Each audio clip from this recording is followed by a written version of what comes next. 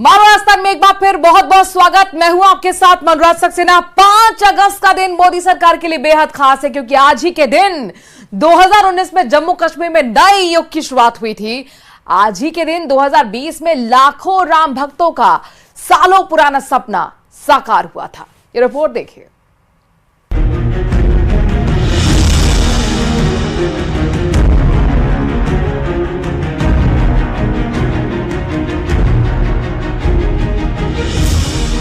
पाँच अगस्त 2019 जम्मू कश्मीर में नए युग की शुरुआत। संसद का मानसून सत्र चल रहा था और तारीख थी 5 अगस्त 2019।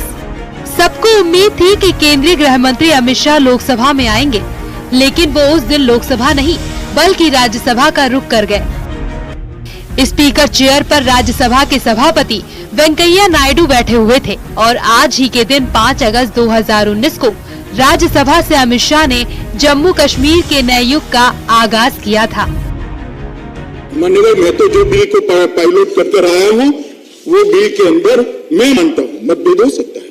मैं मानता हूँ 370 और 35 से हटाने से घाटी का, जम्मू का, लद्दाख का भला होने वाला है और साथ अर्थ में जम्मू कश्मीर ये 370 और 35 से हटने के बाद मान्यवर भारत का अभिन्न अंग बनने वाला है। 5 अगस्त 2019 कश्मीर से धारा 370 खत्म। राष्ट्रपति के गजट के बाद कश्मीर से धारा 370 इतिहास के पन्नों में सिमट गया। इसी दिन शाह ने जम्मू कश्मीर को अलग केंद्र शासित प्रदेश बनाने का ऐलान किया और लद्दाख को अलग केंद्र शासित प्रदेश। 5 अगस्त 2020 राम भक्तों का सपना साकार। 5 अगस्त 2020 को पीएम नरेंद्र मोदी ने अयोध्या में राम मंदिर निर्माण का भूमि पूजन कर आधारशिला रखी थी। 9 नवंबर 2019 को सुप्रीम कोर्ट ने राम मंदिर निर्माण के पक्ष में एक ऐतिहासिक फैसला सुनाया था, जिसके बाद मोदी सरकार ने मंदिर निर्माण के लिए तेजी से काम किया और इस शुभ काम के लिए भी 5 अगस्त की तारीख चुनी गई और खुद पीएम मोदी रामलला के भव्य मंदिर निर्माण के भूमि पूजन के यजमान बने। मुझे विश्वास है कि श्री राम के नाम की तरह ही अयोध्या में बनने वाला भव्य राम मंदिर भारतीय संस्कृति की समृद्ध विरासत का द्योतक होगा। मुझे विश्वास है कि यहां निर्मित होने वाला राम मंदिर अनंत काल तक पूरी मानवता को प्रेरणा देगा। 5 अगस्त 2020 राम मंदिर का भूमि पूजन। राम मंदिर का विवाद 1 या 2 साल नहीं बल्कि 492 साल पुराना था। अयोध्या जमीन विवाद को सुलझाने के लिए कई नेता आए और गए, लेकिन मोदी सरकार की सत्ता में ही ये मुमकिन हो सका कि देश के सबसे लंबे चलने वाले केस पर सुप्रीम कोर्ट ने ऐतिहासिक फैसला सुना डाला। 5 जजों की संवैधानिक बेंच ने राम मंदिर के पक्ष में फैसला सुनाया और फिर खुद पीएम मोदी ने 5 अगस्त 2020 को मंदिर की आधारशिला रखी। श्री राम का आह्वान है, जो सभित आवाज सरनाई, रखी हूं ताही प्राण की नाई। जो शरण में आए उसकी रक्षा करना सभी का कर्तव्य है। श्री राम जी का ये संदेश है, श्री राम जी का भी कमिटमेंट है।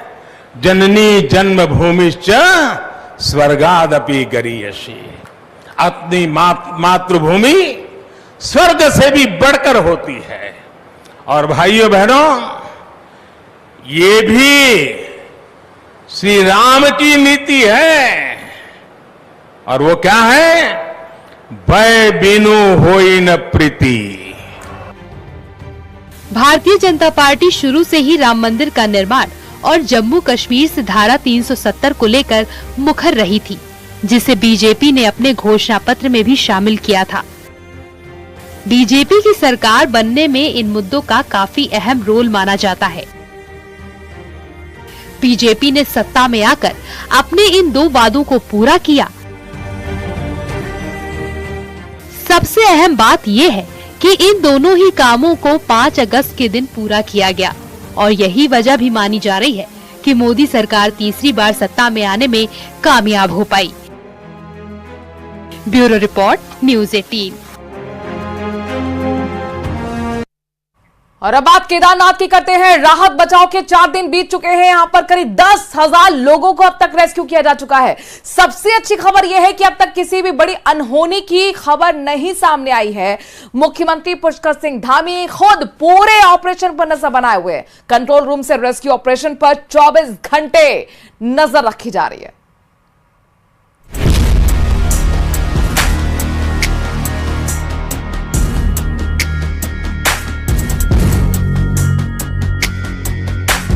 केदार घाटी में रेस्क्यू ऑपरेशन के 4 दिन बीत चुके हैं।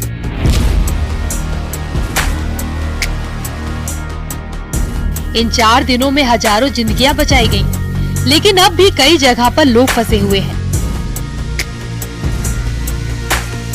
ये आपदा धामी सरकार के लिए किसी चुनौती की तरह आई, तो सरकार ने भी अपने लोगों को बचाने में कोई कसर नहीं छोड़ी।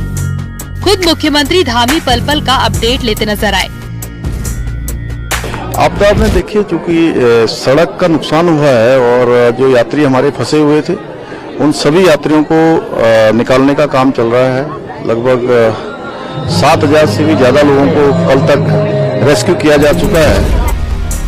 ऑपरेशन जिंदगी के लिए कंट्रोल रूम से केदारनाथ रेस्क्यू ऑपरेशन पर बारीकी से नजर रखी जा रही है। सचिव आपदा प्रबंधन विनोद कुमार सुमन कंट्रोल रूम से पूरे ऑपरेशन की मॉनिटरिंग कर रहे हैं, तो इधर मुख्यमंत्री पुष्कर सिंह धामी सचिव से पल पल की अपडेट ले रहे हैं। केदारनाथ जी में बहुत कम लोग बचे हैं, क्योंकि वहाँ से हमने 300 लोगों को लिंचोली के लिए भी रवाना कर दिया है। तो वो लोग लिंचोली आएंगे, क्योंकि ऊपर मौसम खराब हो रहा है। तो लिंचोली आने से क्या होगा कि हम उनको रेस्क्यू करने में आसानी रहेगी उनको, वो भी किया गया है। तो अब इक्का दुक्का लोग गौरीकुंड में है, गौरीकुंड में कोई नहीं है, सबको निकाल दिया गया है। लिंचोली में भी सबको निकाल दिया गया। रविवार की सुबह 11 बजे तक 527 लोगों का रेस्क्यू किया जा चुका था।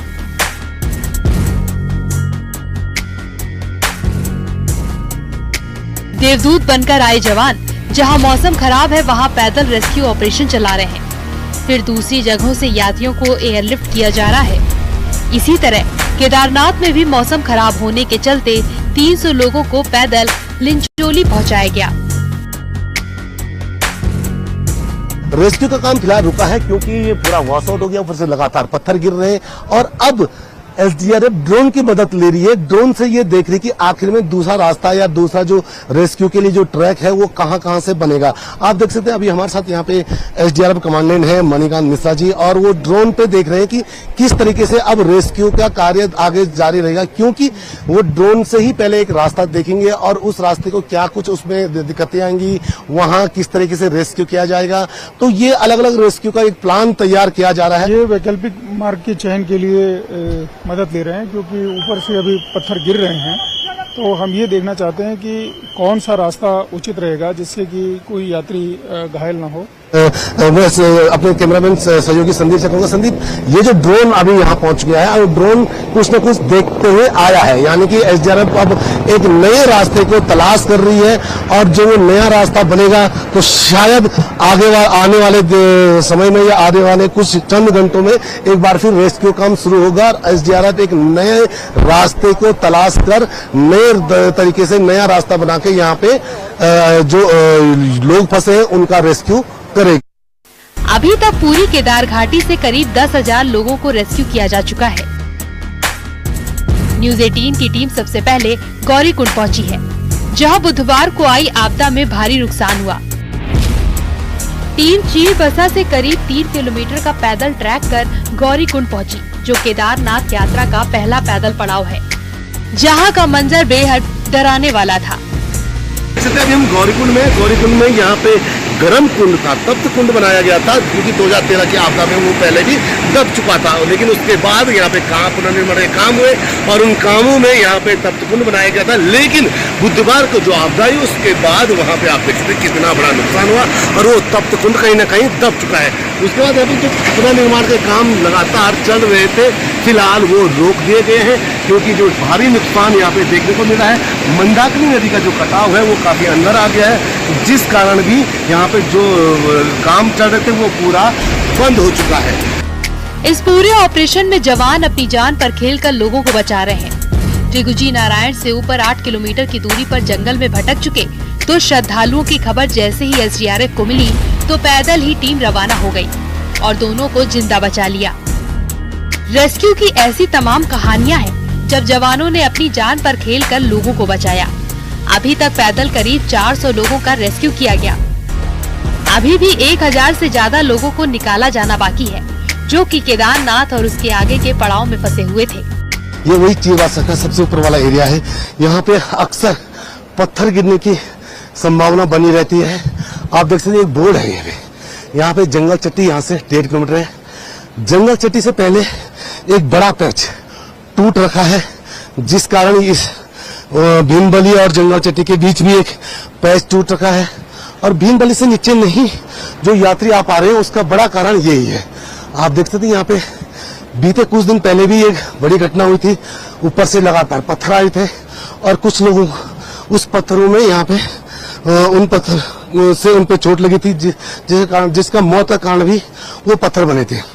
लेकिन आप देख सकते हैं अभी हम उसी चीरवासा से ठीक ऊपर जंगल चट्टी की तरफ ये रास्ता जा रहा है और कहीं ना कहीं ये खतरा भी यहाँ पे सबसे ज्यादा रहता है, क्योंकि पत्थर आप देख सकते हैं लगातार अभी भी बड़े बड़े बोल्डर बड़े यहाँ रास्तों में दिख रहे हैं। रेस्क्यू ऑपरेशन नए रास्ते से हो रहा है और लोगों को सुरक्षित एसडीआरएफ की टीम सोनप्रयाग पहुंचा रही है।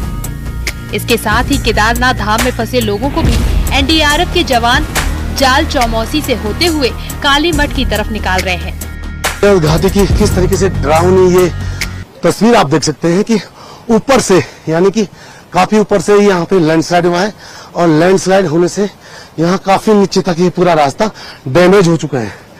यहाँ पे कुछ लोग नीचे आ रहे हैं और कुछ आप लोग कहाँ जा रहे हैं?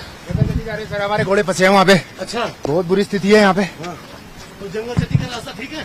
घोड़े के लिए खाने के लिए ले जा रहे हैं। अच्छा, क्योंकि इन लोगों के घोड़े खच्चर वहाँ फंसे हैं और ये लोग उनके लिए खाने पीने की सामान ले जा रहे हैं, क्योंकि जंगल चट्टी में काफी नुकसान बताया जा रहा था। जंगल चट्टी से पहले भी एक पैच है और एक पैच ये है, आप देख सकते हैं यहाँ पे आम इंसान ढंग से नहीं जा पा रहा। क्या नाम है आपका? कहाँ से आ रहे हैं? भैया हम केदारनाथ से आ रहे हैं। केदारनाथ से? तो पैदल ही आ रहे हैं? जी जी पैदल। कितनी दिक्कतें हैं? भैया कोई आदमी गवर्नमेंट तो बिल्कुल नहीं आए कि जो है नहीं। तो यहाँ पे रास्ते कितनी जगह टूटे? रास्ते तो हर नाले पे रास्ता टूटा हुआ है, हर 1 किलोमीटर के दरिया पे आपको यही मंजर दिखेगा। रेस्क्यू ऑपरेशन जब पूरा हो जाएगा तब सबसे पहली चुनौती उन रास्तों को दुरुस्त करने की होगी जो इस आपदा में टूट गए।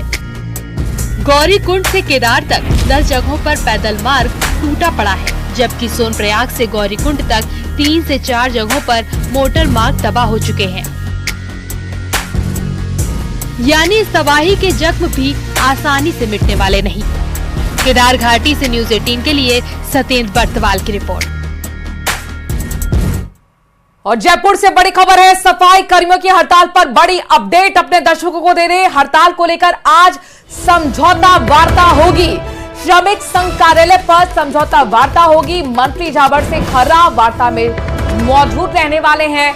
नगर निगम की हड़ताल को लेकर आज माना जा रहा है कि समझौता वार्ता होगी और बीच का रास्ता निकालने की कोशिश सरकार और हड़ताल कर्मियों के बीच में होगी। नगर निगम हेरिटेज के श्रमिक संघ कार्यालय पर समझौता वार्ता होगी, जिसमें खुद मंत्री झाबड़ सिंह खर्रा की मौजूदगी रहेगी। विधायक कालीचरण सर्राफ भी होंगे। इसके साथ साथ विधायक गोपाल शर्मा भी शामिल होंगे, इस तरह की संभावना है। इससे पहले श्रमिक संघों से उनकी मांगों को लेकर गुप्त वार्ता भी हुई थी। सरकार के द्वारा हड़ताल को लेकर आज वार्ता होगी और माना जा सकता है कि इसमें बड़ा फैसला होगा, यानी कि बीच का रास्ता निकालने की कोशिश श्रमिकों के साथ यहां पर करने की कोशिश सरकार करेगी। खुद मंत्री जाबर सिंह खर्रा है, लिहाजा इस वार्ता से उम्मीद बनी है कि हड़ताल खत्म हो सकती है, चूंकि समझौता वार्ता आज हो रही है। आपको बता दें कि कई दिन हो चुके हैं सफाई कर्मचारी अपनी मांगों को लेकर हड़ताल पर बने हुए हैं। ऐसे में शहर शहर सफाई व्यवस्था पूरी तरह से चरमरा गई है। जगह जगह कूड़े के ढेर लगे हुए हैं। बदबू मारते हुए कूड़े के बीच अब यहां पर संक्रामक बीमारियों का खतरा बढ़ गया है। ऐसे में अब सफाई कर्मियों की हड़ताल पर बड़ी अपडेट ये कि समझौता वार्ता आज होगी और अरबाज हमारे संवाददाता इस खबर पर ज्यादा जानकारी के साथ जुड़ गए। अरबाज, ये माना जाए समझौता वार्ता के जरिए कोई बड़ा फैसला, अहम फैसला?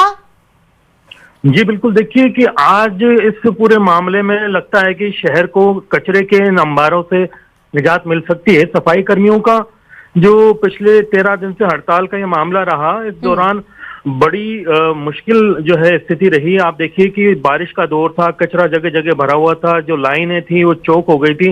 अब कहीं ना कहीं जो यूडीएच मंत्री हैं जाबर सिंह खर्रा, वो खुद पहुंचेंगे।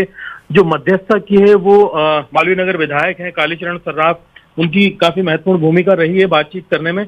और जो विधायक हैं सिविल लाइंस के गोपाल शर्मा, वो भी इस वार्ता में मौजूद रहेंगे, क्योंकि जो बुनियादी मांगे थी इनकी मस्टर रोल पर भर्ती की और पुरानी जो भर्तियां हैं वो रद्द करने की, साल 2012 के जो नियम हैं उनके आधार पर सफाई कर्मियों की भर्ती नियम लागू करने की, जो कि 15 में लागू किए गए थे, वो फॉलो ना किए जाएं, ये इनकी मांग थी। अब इस स्थिति में क्या था कि जयपुर से शुरू होकर हड़ताल पूरे प्रदेश में पहुंच गई थी और अभी वर्तमान में स्थिति ये है कि लगातार जो ये मुश्किल है वो बढ़ती जा रही थी कचरे की, क्योंकि 2500 टन रोजाना जयपुर में कचरा ग्रेटर में और हेरिटेज में उठाया जाता था, जो कि उठाना बंद हो गया था। अब आज शायद इस पूरे मामले में कहीं ना कहीं कोई रास्ता निकलता हुआ रास्ता निकलेगा तो जाहिर तौर पर एक बड़ी राहत भी लोगों के लिए होगी। बहुत बहुत शुक्रिया अरबाज तमाम जानकारी हम तक पहुंचाने के लिए। एक तो बारिश, दूसरी तरफ कूड़ा नहीं उठने की वजह से यहाँ पर बहुत ज्यादा परेशानी शहर शहर में लोगों को हो रही है। बहरहाल खबरों में आगे बढ़ते हैं, बात राजस्थान क्रिकेट की। दरअसल राजस्थान क्रिकेट को नई ऊंचाई तक पहुंचाने के लिए राजस्थान क्रिकेट एसोसिएशन यानी कि आरसीए नवाचार कर रहा है। इसके तहत अब खिलाड़ियों को जहां राहुल द्रविड़ और कपिल देव जैसे दिग्गज ट्रेनिंग देते हुए नजर आएंगे, तो वहीं एम्पायर और स्कोरर को अंतरराष्ट्रीय स्तर का प्रशिक्षण देने की तैयारी चल रही है। यह खास रिपोर्ट देखिए।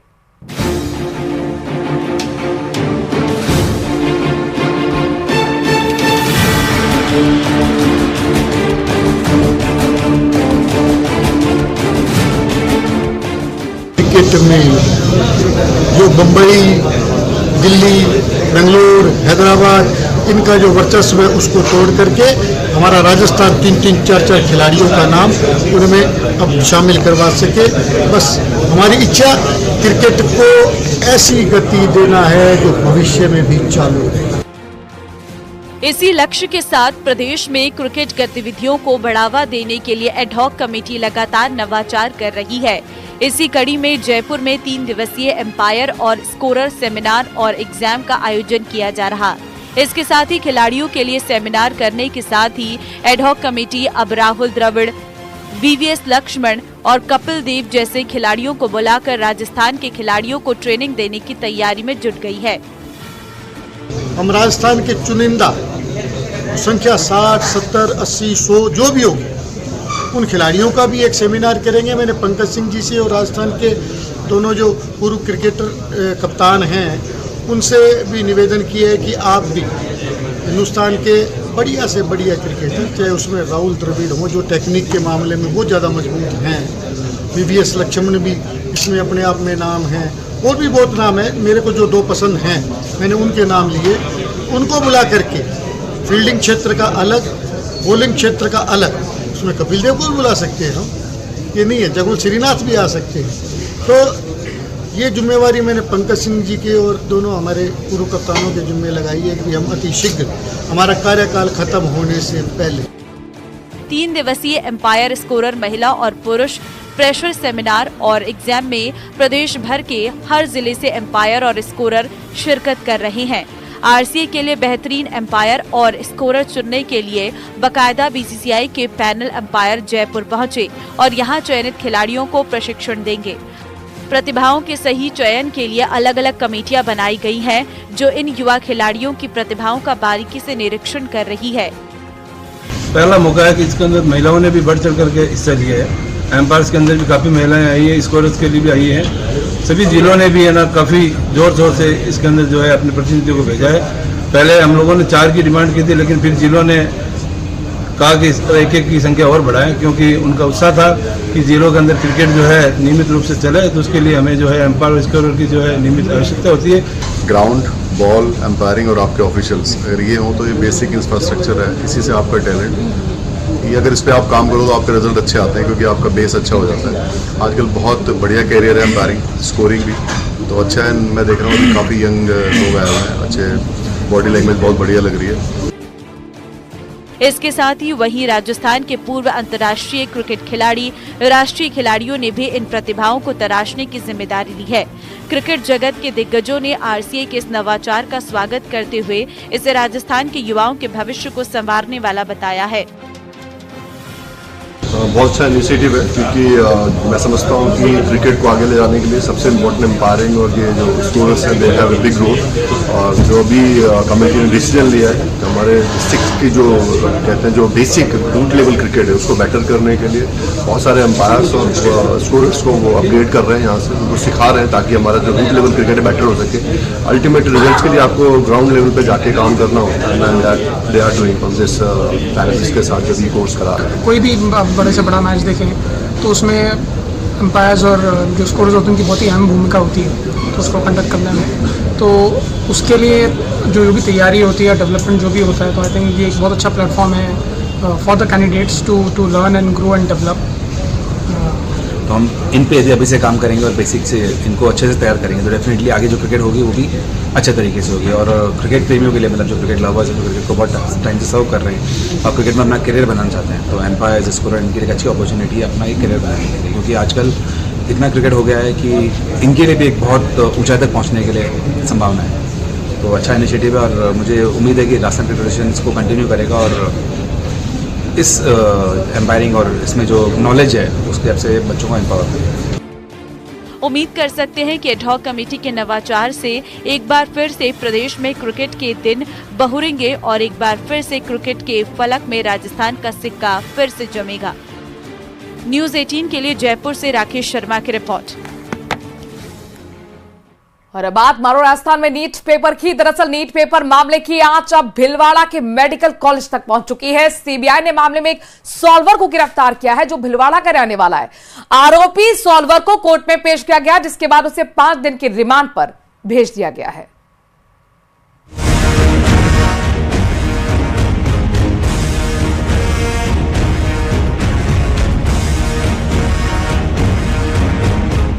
नीट पेपर लीक मामले में सीबीआई का शिकंजा कसता जा रहा है। सीबीआई ने अब इस मामले में एक और आरोपी सॉल्वर को अरेस्ट किया है। संदीप राजस्थान के भीलवाड़ा का रहने वाला है और मेडिकल का छात्र है।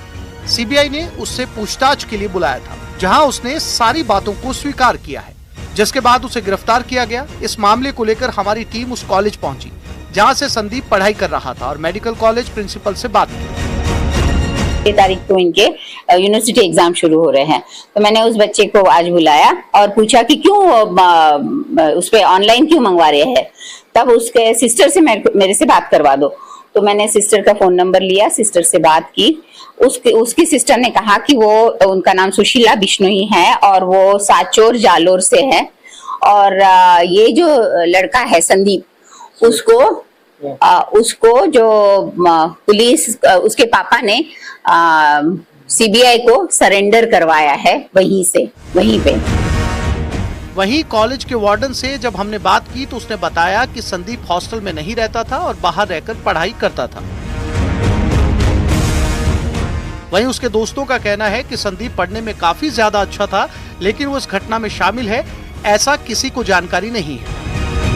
हम मेडिकल कॉलेज में खड़े हैं और हमारे साथ मेडिकल कॉलेज के वार्डन भी हैं, बात करते हैं। महेंद्र जी, कहीं ना कहीं देखिए नीट पेपर लीक का मामला भिलवाड़ा तक पहुंच चुका है। संदीप क्या है, कौन है संदीप, कहां से है, आप उसको जानते तो होंगे। हाँ, मैं इतना बताना चाहूंगा कि संदीप कुमार नाम का एक स्टूडेंट है। हमारे पास संदीप कुमार नाम के काफी स्टूडेंट है, लेकिन जैसे कि ज्ञात हुआ है और उसकी सिस्टर से हमारी वार्तालाप हुई है, संदीप बिश्नोई नाम का स्टूडेंट है, वो फर्स्ट ईयर का स्टूडेंट है, 2023 का स्टूडेंट है।